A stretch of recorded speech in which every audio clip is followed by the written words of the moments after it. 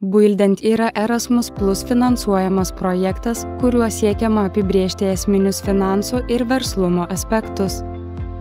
Sveiki atvykę į jaudinantį Buildent pasaulį. Šiandien mes pažvelgsime į verslo modelio kūrimą startuoliui. Stipraus verslo modelio sukūrimas yra būtinas, kad bet kuris startuolis klestėtų konkurencingoje verslo aplinkoje. Ar turite verslo idėją, bet nežinote, nuo ko pradėti? Panagrinėkime su Aleksu.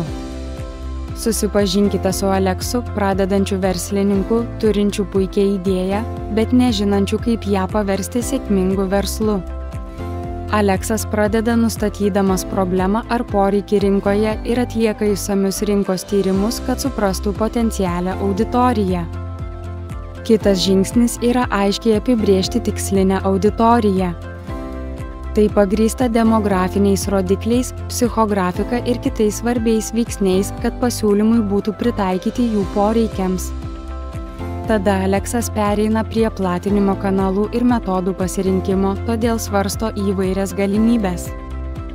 Tai gali būti internetinės platformos, mažmeninės prekybos parduotuvės ir strateginės partnerystės. Tai darydamas Aleksas gali efektyviau pasiekti tikslinę rinką, suprasdamas partnerysčių užmezgimo svarbą. Aleksas taip pat užmezga ryšius ir bendradarbiauja su tiekėjais ir platintojais, kad panaudotų savo patirtį ir išplėstų pasiekiamumą tikslinėje auditorijoje. Pajamų šaltiniai skiriasi priklausomai nuo verslo rūšies. Labai svarbus aspektas, kurį Aleksas turi nustatyti, yra pajamų srautai. Pajamų srautai yra šaltiniai, kuriuose verslas uždirba pinigus.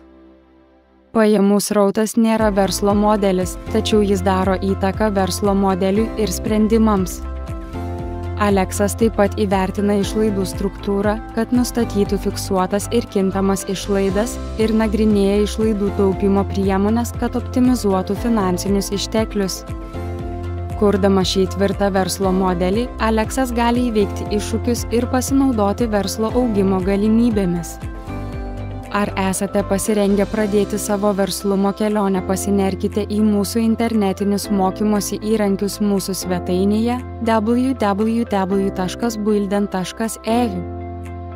Buildent yra Erasmus Plus finansuojamas projektas.